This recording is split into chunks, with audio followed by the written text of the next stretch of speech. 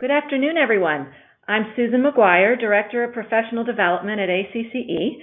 Welcome to today's webinar, led by Brian Derryberry, Tina Worth, and Robin Willis of the Charleston Metro Chamber. Our panel will be discussing the Charleston Metro Chamber's work with regional partners, including educators and the business community, to facilitate educational change and produce the talent needed to fill the many high-demand jobs required in their fast-growing area. Before I turn the program over to our presenters, I do have a few housekeeping notes. First, attendees are in listen-only mode during the webinar to avoid background noise. And second, after the presentation, we'll have some time for questions, and you can ask those questions using the question function of the webinar. The question box is on the lower right-hand corner of your screen.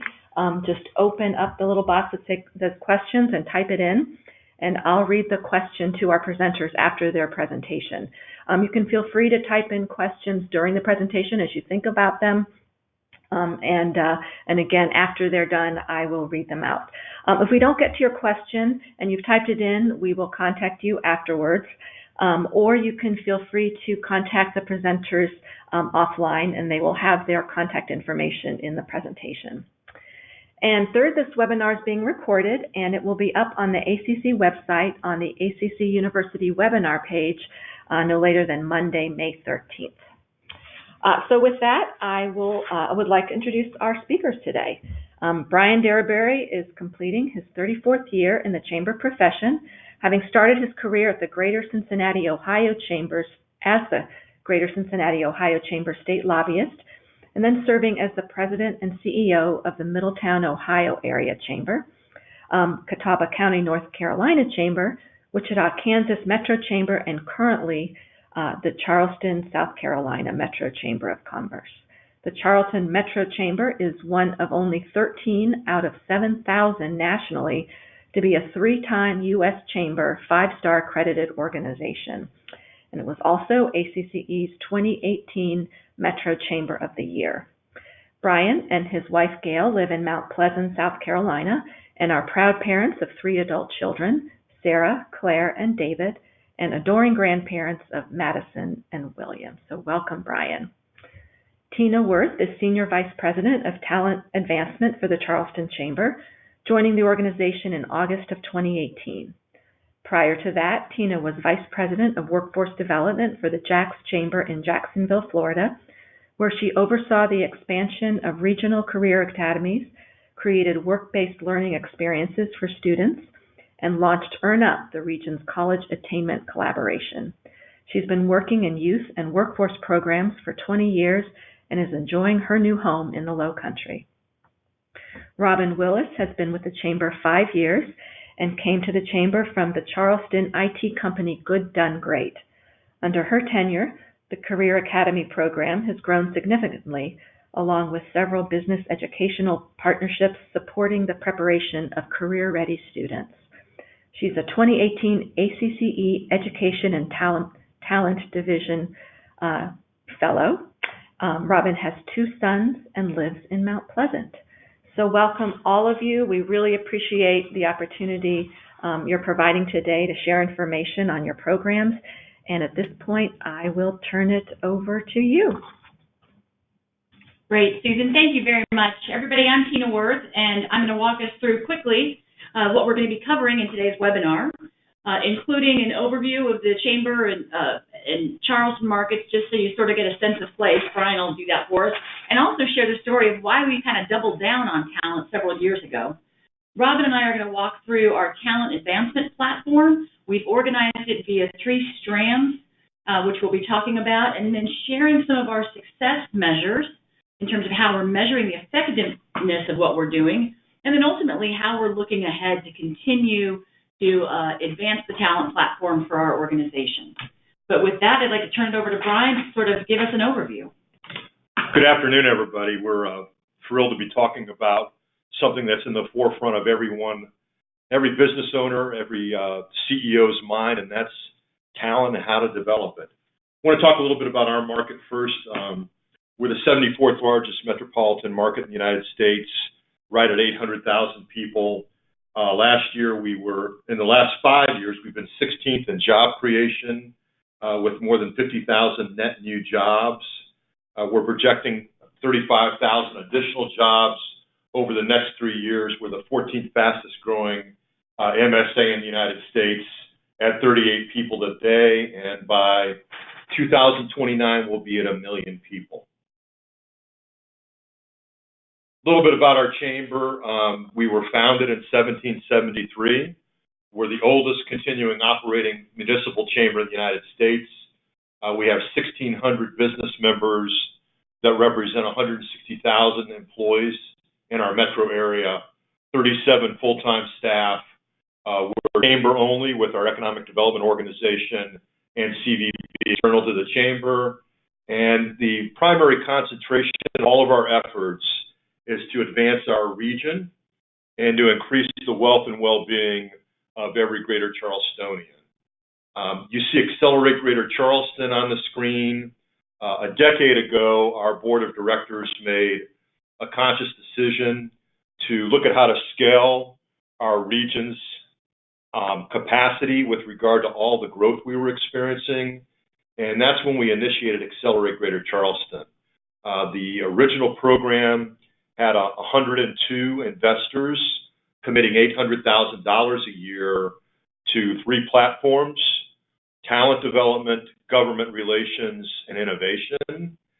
We've had a second campaign that we're just completing, a 3-year run with 126 investors at $1 million a year, and we're about to start Accelerate 2030. And you might be sitting in your community saying, why do you have 2 approaches to funding your chamber? And I want to talk a little bit about that. All of us have membership dues, membership sponsorships, attendee revenue, great group-rated non-dues revenue dollars, and those are important. That allows us to cover about 2/3 of our staff and to provide core programming to our chamber membership. But the reality is, if you stop there, what happens, we've found in both this setting and other chambers across the country, is that you can have good dialogue with your school district about what employers need with regard to talent. Every once in a while, you might be writing important op-ed pieces to your newspaper, speaking at community meetings.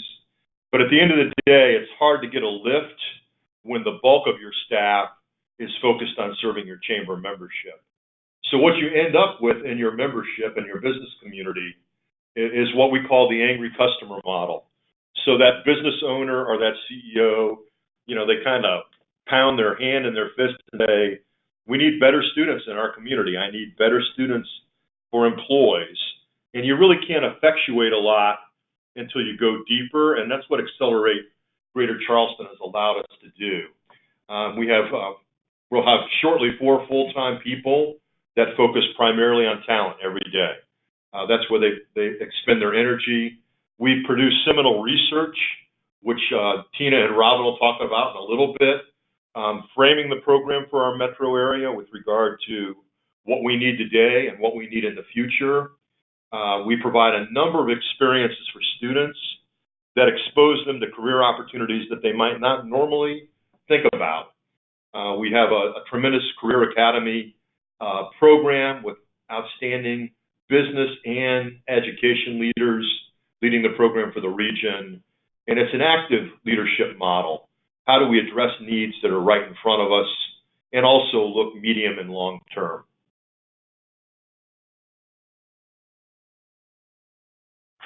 I think we all know today, it might have been a why talent slide 10 years ago that we might have scratched our heads about. This is our top member issue. We say that talent is the oil of the 21st century. To grow your business community effectively, to attract new employers, you have to substantiate and provide the talent that they need. Our unemployment rate is at 3%, so that's truly functionally at zero employment for our metro. So unless we're tapping into the young people that will be the future workforce, it's going to be difficult to grow this market. Importing talent is no longer sustainable. I think if you look at every major metro market in the country, minus a few, they're somewhere between that 3 to 5% unemployment. And with baby boomer retirement on the horizon, I think if you talk to all of your leading employers over the next 5 years, they'll say anywhere from 15 to 40% of their labor force is eligible for retirement. So we're all in a war for talent, and we can't depend on it to come from somewhere else. Members are committed to invest in this area. You might be thinking, how do I do something like Accelerate Greater Charleston? If you can show your top companies on your board of directors and throughout your membership that you can help them with talent development, they will be willing to invest in programs that you undertake. It's an absolute given. You can learn more about our investment model this summer at convention. Our staff will be talking about why we invest in talent and how we do it effectively. Another thing that this allowed us to do is in the Chamber of the Year application, there are 2 synopses, and we covered in our first synopsis our program with regard to talent. And we're happy to share this with you. It has a lot of wonderful attachments that talk about all the work you'll be hearing about shortly. And is it important to ACCE in our profession? The answer is yes. So we're real excited to have won Chamber of the Year last year and want to help chambers across the country with what we do regarding talent. Thank you, Brian. Thank you, Tina. So we've organized our talent work around a framework that has 3 strands: activate, advance, and align. And the population for the activation strand are really high school to middle school students. Career exposure is what's really critical here, our work in career academies. The advanced model is really about that high school to college and credential pathway, getting young people to and through post-secondary education, and then making sure everything's aligned, right? So that where the jobs of tomorrow will be are where areas that students are graduating with degrees and certificates from. So we're particularly proud of our work in the career academies and career and technical education areas and our youth apprenticeships. That is the bulk of what Robin and I will be sharing with you this afternoon. So career academies. Several of you on this call are going to be familiar with this model. Some of you may not. It's basically a school within a school whereby all of the curriculum is centralized around a particular career theme. Students are, in a perfect world, cohorted. Teachers have common planning time, and ultimately what that results in is a career-ready student who understands contextualized learning. And in the state of South Carolina, we are fortunate in that our legislature has deemed career and technical education to be an important part. They do recognize the value of it, and so they've been tracking students who take 3 or more CTE, that's career and technical education classes, as CTE completers. It's a designation, and that graduation rate for those completers is 98%. That is compared with an 85% graduation rate across the state. So that 13% added percentage is impressive and validation of this particular area of work. Robin, we'll go ahead and talk a little bit about where we came from and where we're at today. Absolutely. Starting around 2008, the Chamber met regularly with large stakeholders in our 4 school districts and higher ed to discuss how we can raise graduation rates. During this time, they began to research and learn more about career academies. So in 2014, a pilot was launched with 7 career academies and 5 high schools, and we recruited 25 of our Chamber members to be academy partners. We and these academy partners met regularly with the schools and provided real-world experiences for the students, connecting the curriculum to the business world. So you can speed forward now to 2019, and you can see that it's grown. We have 60 career academies in 22 high schools and 125 awesome Chamber members, which pour into our CTE programs. One of the Career Academy activities that they provide is YPAMA, This stands for Young Professionals Ask Me Anything, and it's a partnership with the Chamber's Young Professional Association. YPAMA is a 2-hour event done for a minimum of 100 students that consists of a CYP panel, and that panel is strategically chosen to be very diverse and to represent companies that relate to the high school's career academies. Then we use a texting platform that allows students to anonymously send in questions. We had a YPAMA just last week, and I can tell you a couple of the questions that the students asked. They said, what was your biggest setback? What if you don't have the money for college? And so, a picture at the beach is something we shouldn't post. And they had a very frank discussion about what beach pictures are appropriate and what companies would think about an appropriate and inappropriate one. Students really queue up after these events to meet the panelists and to ask questions. And they deliberately make sure that we deliberately make sure that the panel is diverse enough that every student can relate to one of these people in some way or another. One of the backbones of the Career Academy work is the regional advisory boards. These are organized around the career clusters of STEM, health, business, computer science, and culinary hospitality.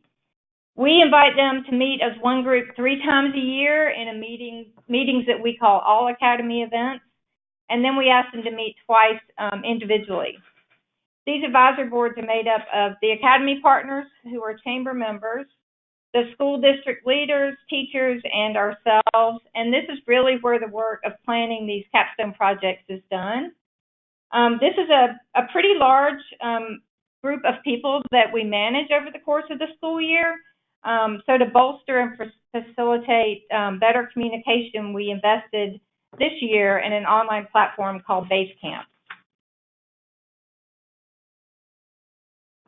We all know, this is a little bit about our work in the computer science career academies. We all know that schools have trouble across the country finding computer science teachers, and that is for 2 reasons. Either the teachers are hesitant to invest in teaching a new course because the technology might be mute the next year, or they learn how to code and find out that they really can make more money outside of education, which is unfortunate. But the schools have to work with both of those realities.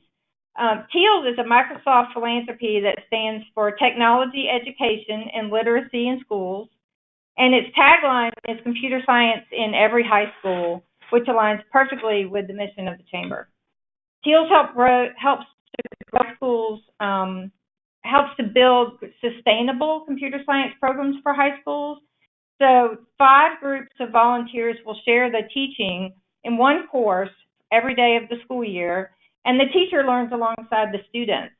Eventually, the teacher is equipped to teach the class with the added benefit of knowing exactly how those principles work out in the real world. Nationally, Teals was started in 2009 with 1 volunteer in 1 high school, and it's grown nationally to over 1,450 volunteers, teaching computer science to over 18,000 students. So many of your communities may already have a Teals program. 4 years ago, we introduced Teals here in our region to 1 school, and this coming year, there will be Teals programs in 6 high schools serving 10 classrooms. You may be familiar with Blackbaud. They're our major volunteer contributor, with Boeing and Trident Tech also providing volunteers. Great, thank you, Robin. So Robin shared with you a little bit about the activities that happen either within those school walls or among the adults and the teachers who work together. Now we're going to talk a little bit about some of the stuff we do out in the field. We really emphasize having sort of one of these types of experience per industry cluster. We love, and our members love, the interactive engagement with students, and it really provides that context to Career Academy and career and technical education learning that often can be missing in just a pure classroom lecture environment. So let's show you what it looks like out in the field. This is Build a Shed.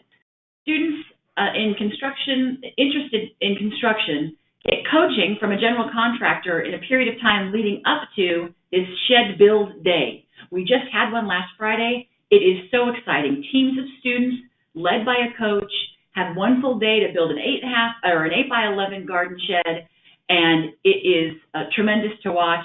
We actually even had a hire emerge directly from that program with a student who was already out of school, and so really successful for our contractors and for the student participants.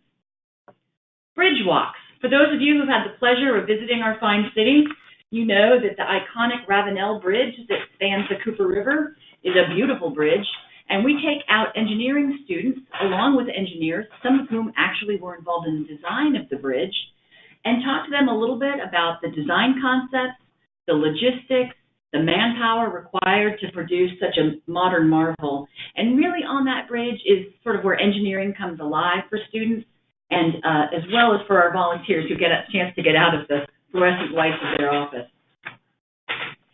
Discover MUSC. MUSC is our Medical University of South Carolina.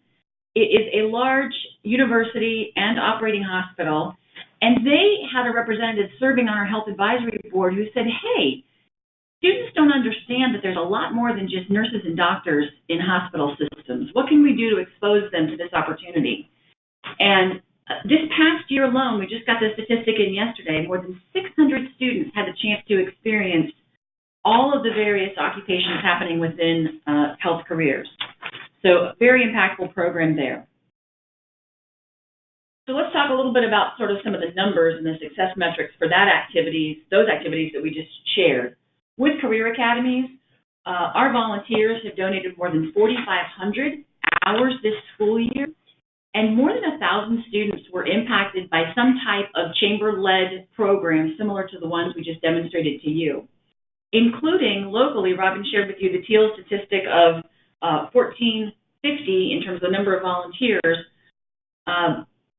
We have more than 250 students impacted here at a projected value between all the students impacted and the teacher impacted of almost $1 million, $750,000 there. So big impact there. Now moving on to our advanced strand, this is the portion where we really are focusing on increasing college completion rates, ensuring that there's not a large tuition burden of debt, and ensuring, too, that we're really reaching out to disadvantaged youth populations. And we do that through a couple of ways. We believe strongly in dual enrollment, in particular through youth apprenticeships, but also through early college programs in general. And then we need to make sure, too, that in the schools, that teachers and the counselors understand access to these strong career pathways. And here's the statistic that drives us every day in this particular area. The fact that low-income students in early college programs have an 8 times higher likelihood of actually obtaining a college degree. That is a statistic that is enough to keep us going and really creating an ecosystem where we can let these early college opportunities happen. Robin's going to talk to you about our favorite, which is our youth apprenticeship program. Yeah, absolutely. We're really proud to be part of the Charleston Regional Youth Apprenticeship Program, which is a partnership with Trident Technical College and Apprenticeship Carolina. This was actually born out of a Metro leadership visit to San Antonio. So we partner with, as I said, Trident Technical College, Apprenticeship Carolina, and the 4 school districts to make this program a reality. Youth apprenticeships are 2-year programs for high school juniors and seniors. Students go to high school in the morning and take industry-specific dual credit courses a couple of afternoons a week. And then the other afternoons, they work for their youth apprentice host. That host pays the students to work 10 to 15 hours a week during the school year and then full-time over the summer. When the students graduate from high school, they have a high school diploma. They have 2 years of paid work experience on their resume. They have a U.S. Department of Labor certificate, and they have about 30 hours of college credit, all debt-free. The part that we play is we do provide funding for the dual credit in tuition, for the textbooks, and for the youth apprenticeship supplies.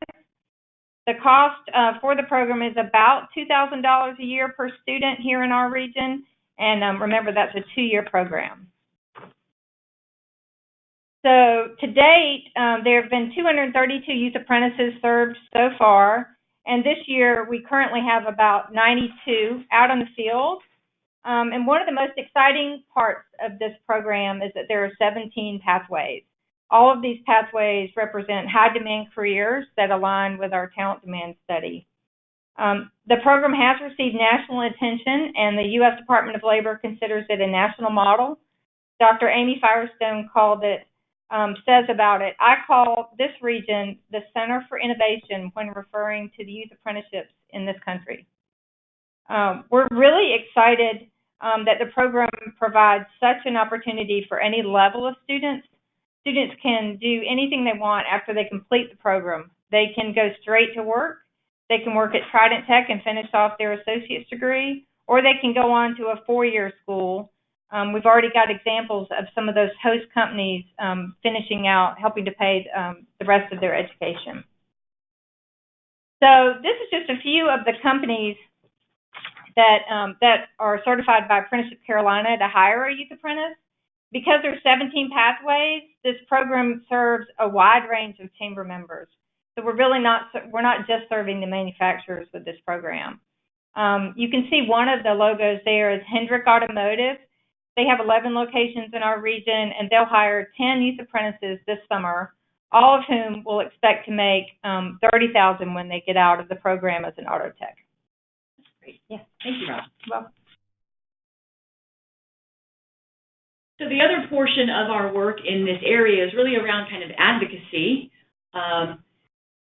When students receive dual enrollment or early college credits, the outcomes are better for their high school graduation, 90% high school diploma, and they're better for their ultimate post-secondary attainment. So a quarter of them do end up getting a degree compared with their peers.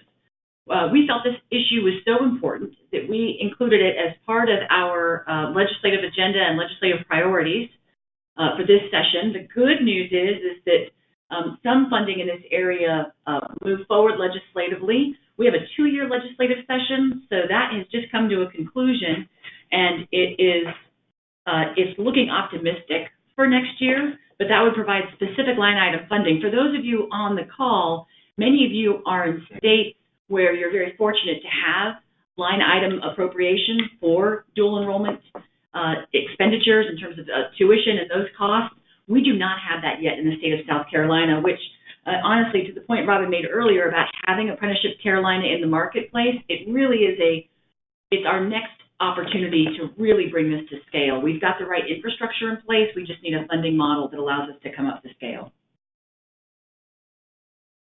Let's talk a little bit about some of our metrics. We partner very heavily with our local technical college, our 2-year college, on providing assistance with regards to tuition costs. You've heard about the Youth Apprenticeship Program, but we also engaged in just a direct scholarshiping program. And so over the course of several years, we awarded about more than $400,000 in scholarship funds, where students earned about 2,500 college credits.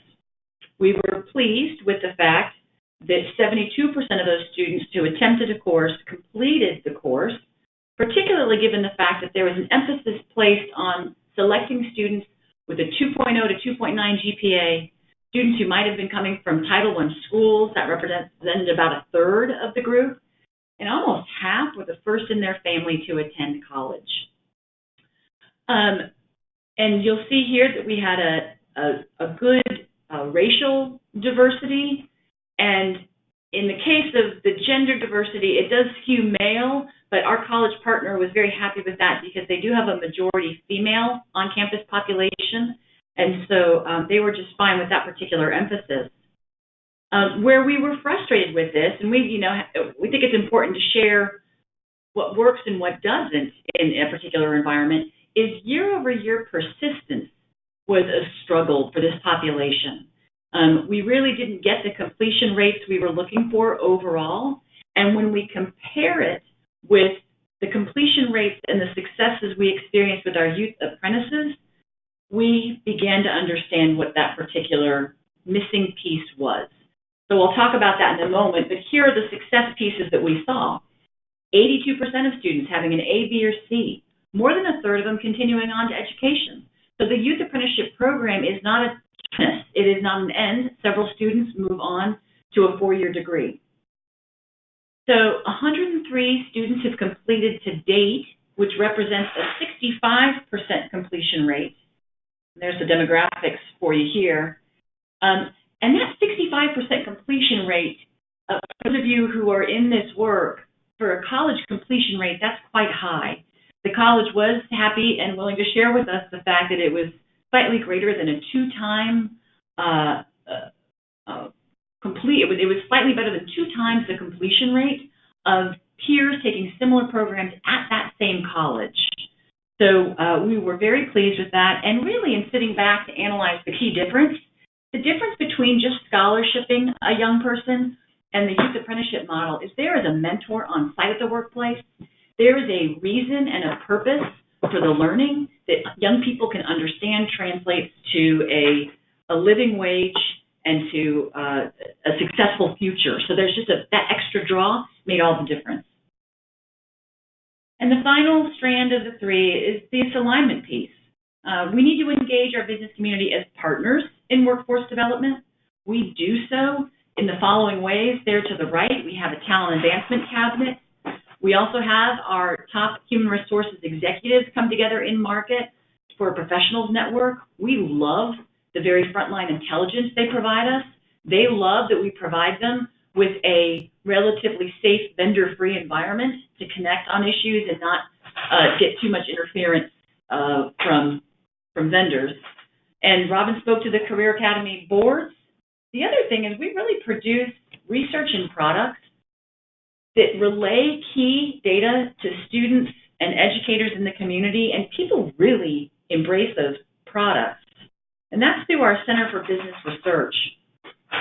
We have 2 examples I'll point out to you here. Is to the left is Common Skills in High Demand, and that was where a series of business leaders got together through focus groups and really talked about what the competencies are that they need in their workers.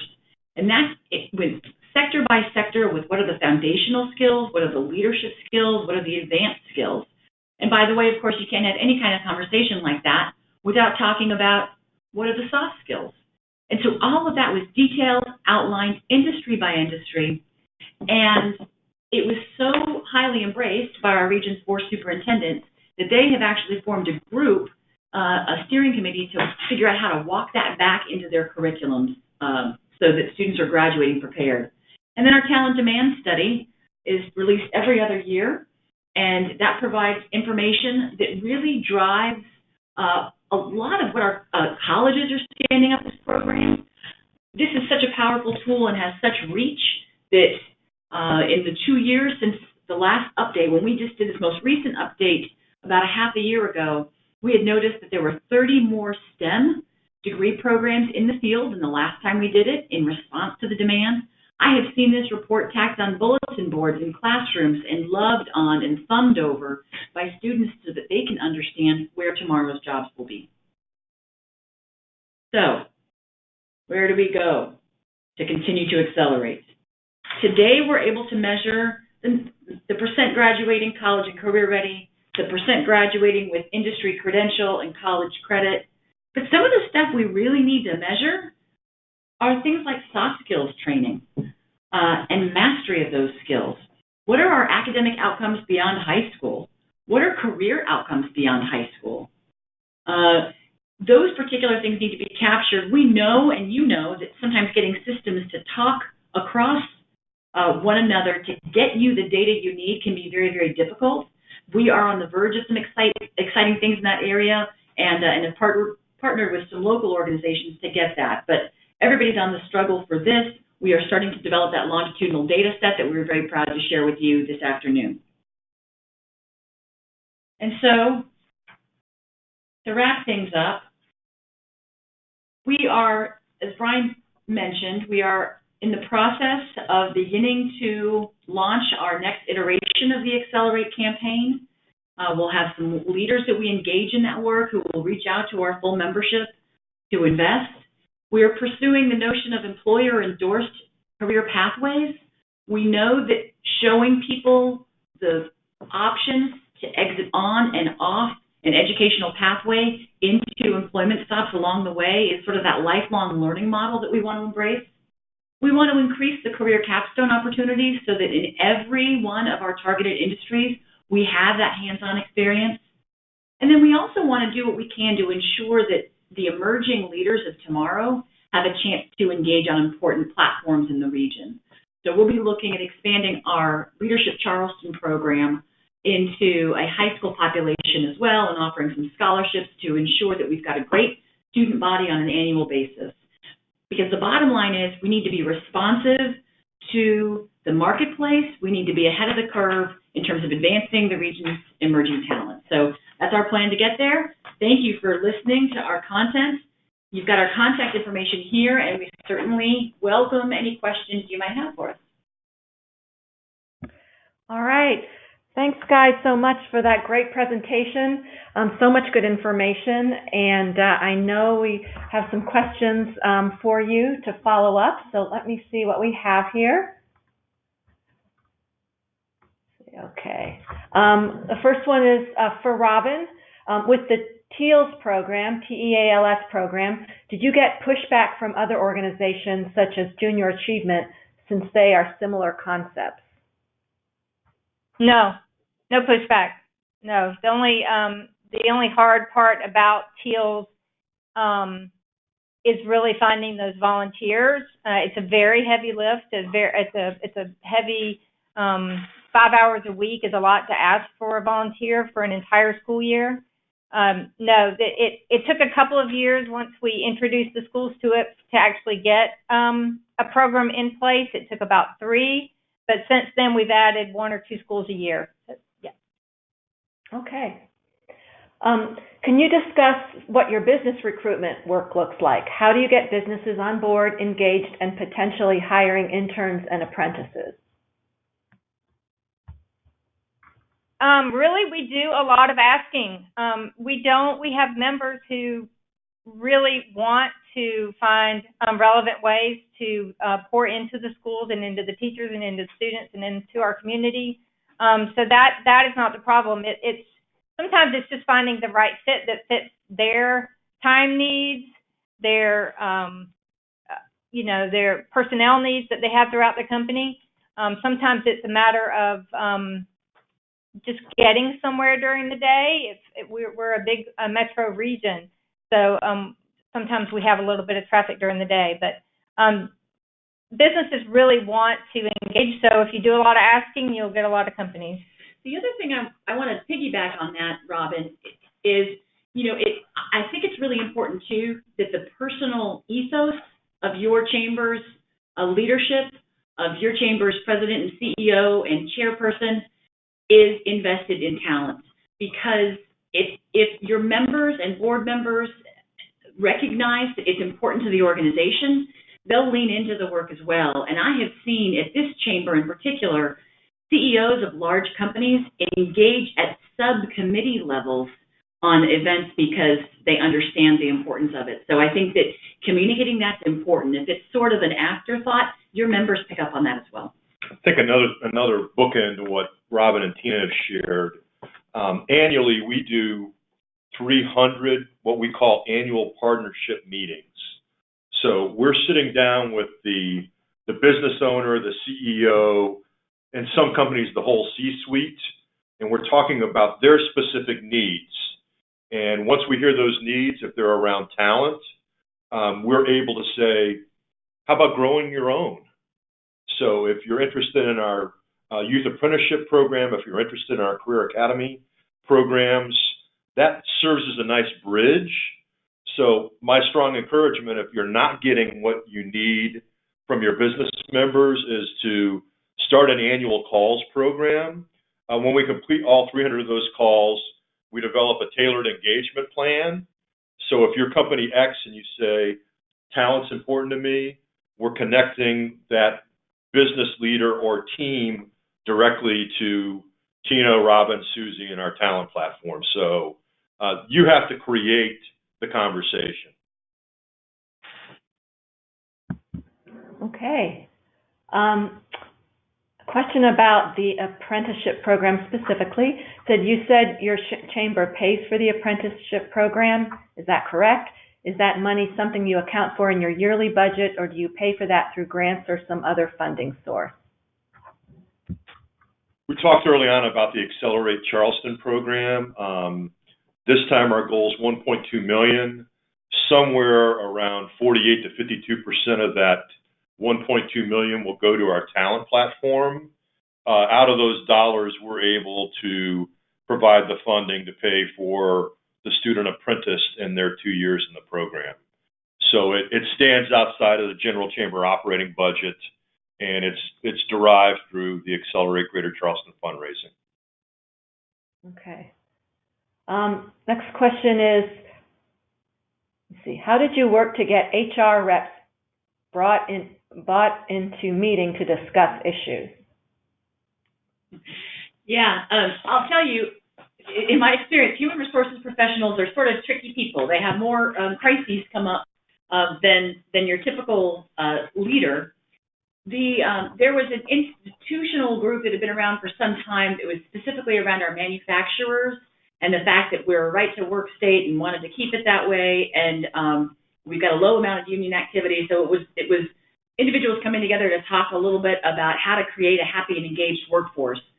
Recently, we expanded that to include all sectors, and truly the value proposition is in it being the top HR leader in market and in producing an environment that is free of salespeople.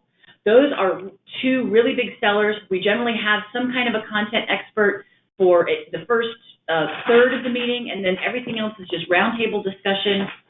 Every other year we conduct a wage and benefit survey, but the truth of the matter is that by both insisting on it being the highest level executive in market and by promising a vendor-free environment, we are able to differentiate ourselves from other HR-based associations that honestly function a little bit like chambers within HRs, and they kind of can't do that. So at times, we have, for instance, a large employer in market who is a vendor to HR people, but they can participate. Their top human resources person is who has to come. It's not going to be their VP of development.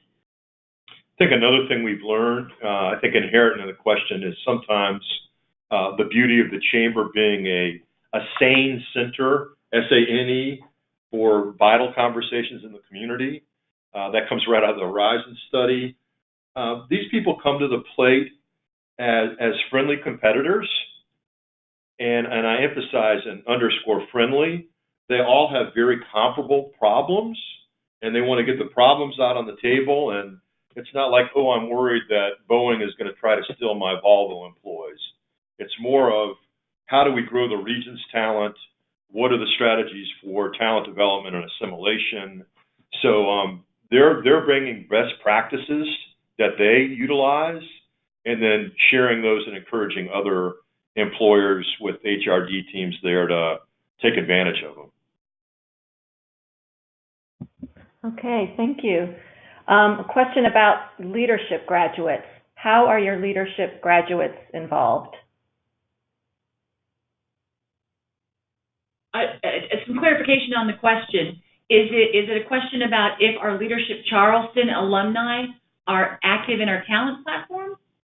I think that's what it means. If you ask the question, yes, that is exactly the question. I think we'll probably all take a crack at that. I think part of the power of what we've done through career academies is really tap into businesses that feel they have a stake in getting into our public high schools and going deep and helping to develop future talent. I think a lot of times with Leadership Charleston, we get them involved in more overarching grass tops or grassroots advocacy issues. I don't think it's our perspective to directly tap them. If they have an interest, they might migrate to the program. But I'm going to let both Tina and Robin share their insights there. Yeah, we do make it a point, because we are so proud of the growth of career academies and our support of career education. When we have a day, our Leadership Charleston Day that's focused on education, we actually send them out into the schools in small groups so that they can walk around with the principals and meet with the teachers and really see what a career academy looks like in action. And Robin, I know that Robin has had some Leadership Charleston graduates and participants participate in the that YPAMA and some of the other events that we have.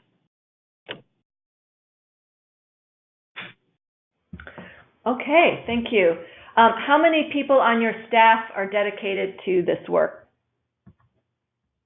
We have a team of 4. Wow. Yes, wonderful. Yeah, hardworking staff. And then finally, do you organize or host any other youth work-based learning events? Yes. Yeah, there's some that we really couldn't fit into our presentation.